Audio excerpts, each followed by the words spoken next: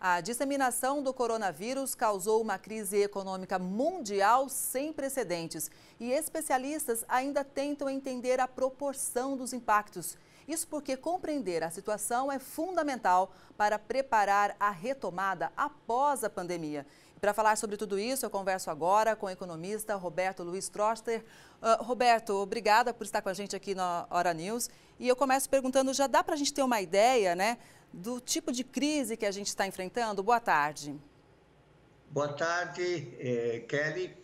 Não, acho que um entendimento preciso do que está acontecendo, acho que ninguém tem. Acho que se alguém falar isso, ou não está entendendo o que está acontecendo, ou está mentindo.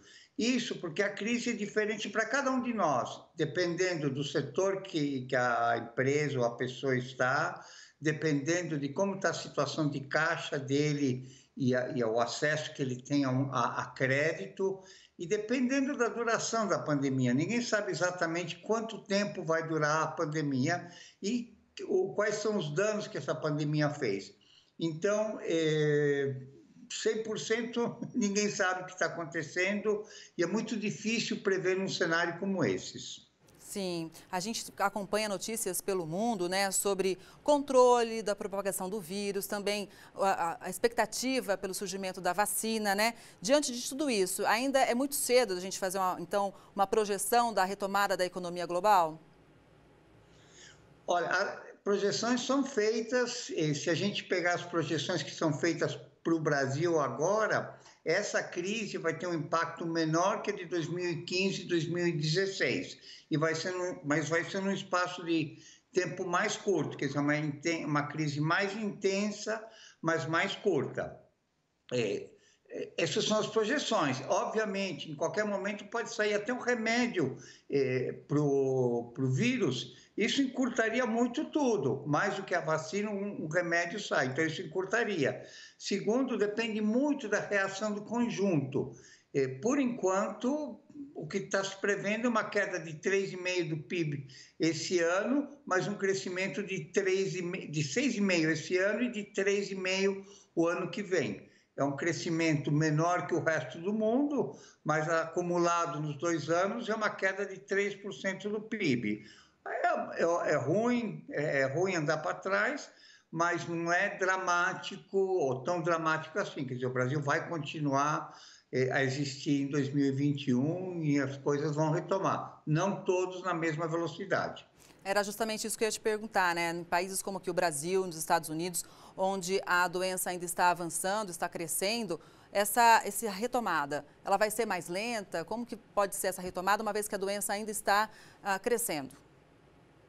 Então, Brasil e Estados Unidos são países muito grandes territorialmente, então a doença tá invadindo, é como se estivesse invadindo o país.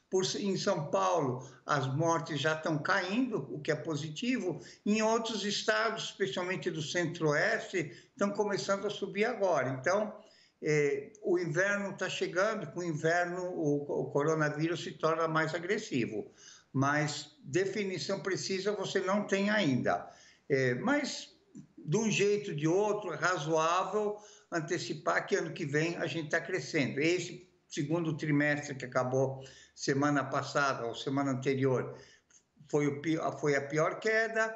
Você já vê sinais de retomada em alguns indicadores antecedentes em junho, você deve ver isso continuar e possivelmente lá por outubro, novembro, a economia já vai estar num ritmo de tênue aceleração. Roberto, como você citou, né, pessoas e empresas foram impactadas de formas diferentes, né, em proporções diferentes. Com relação às companhias, né, quais setores foram mais afetados e também qual a expectativa de recuperação? Primeiro, se a gente só analisa os setores de transporte, de entretenimento, esses foram mais afetados. A Latam, a companhia de aviação, já está em recuperação judicial, todos os transportes coletivos estão com problemas nesse sentido. Não é só o setor, né? Você tem outros setores, por exemplo, como delivery, serviços da internet, que aumentaram a demanda, quer dizer, foram afetados positivamente, até ganharam com a crise. Segundo, depende muito da região, na região que você está e na situação de cada empresa. Empresas com caixa alto e custo fixo baixo foram muito menos afetadas que empresas em setores talvez um pouco melhores, mas que estavam com caixa muito alto, caixa muito baixa e custo fixo muito alto. Então, é muito uma questão, não só o setor, mas a empresa especificamente. Quais são as lições, na sua opinião, que essa crise vai deixar para a gente? E também, quais são as dicas, tanto para os empresários, quanto para o autônomo, ou mesmo a pessoa física? Bom, eu diria que seriam 5 dicas e 5 recomendações de boas práticas.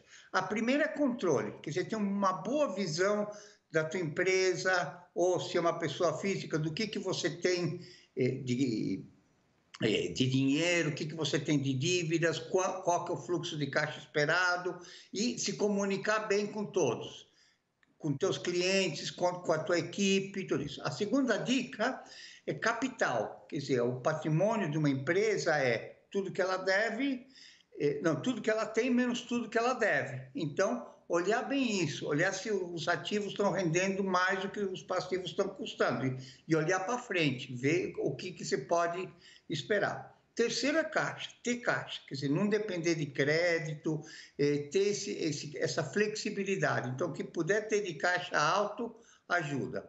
O quarto é crédito. Crédito vale tanto para o dinheiro que você empresta, quando você vende fiado, quando você faz uma compra e espera o pagamento, como o acesso a crédito em banco.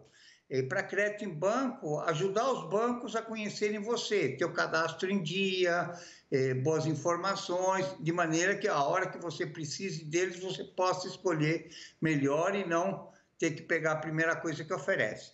E a quinta dica é cenário. Olha para frente, projeta para frente, olha o que pode acontecer de bom, o que pode acontecer de ruim. Quer dizer, esses são os 5 conselhos que a gente tem que olhar. E as outras 5 boas práticas que eu recomendo são ditados. Um que no futebol, atacante ganha jogo, zagueiro ganha campeonato. Então, se proteger contra riscos. A segunda coisa o segundo ditado diz que galinha que acompanha pato morre afogado. Quer dizer, pensa, age, não reage, pensa bem o que você vai fazer para cada situação diferente e não segue e não faz o que você não domina. A terceira dica que eu dou são basicamente a recomendação do livro do Endurance, escrito por Shackleton. Foi um navio que ficou preso na Antártica, teve que enfrentar uma série de desafios, mas é uma lição de como agir numa crise. A outra chama-se checklist. Checklist é outra recomendação de leitura, que checklist é que nos aeroportos eles fazem, falando que o navio vai sair, tem gasolina, tem isso, tem aquilo. E esse autor começou a fazer isso em hospitais, diminuindo mortalidade. E acho que isso que a gente tem que fazer todo dia. Como é que está meu caixa, saldo no banco, etc, etc, etc, meus clientes, etc. Né? E o último é que com tanta transformação, a gente tem que se reinventar, tem que mudar. O Brasil de 31 de dezembro do ano passado vai ser totalmente diferente e é totalmente diferente do Brasil de 31 de dezembro desse ano. Então, quem se reinventa mais rápido. Tem um ditado que diz, a obsolescência ocorre quando a mudança externa é maior que interna. Então, você tem que mudar mais rápido do que o entorno.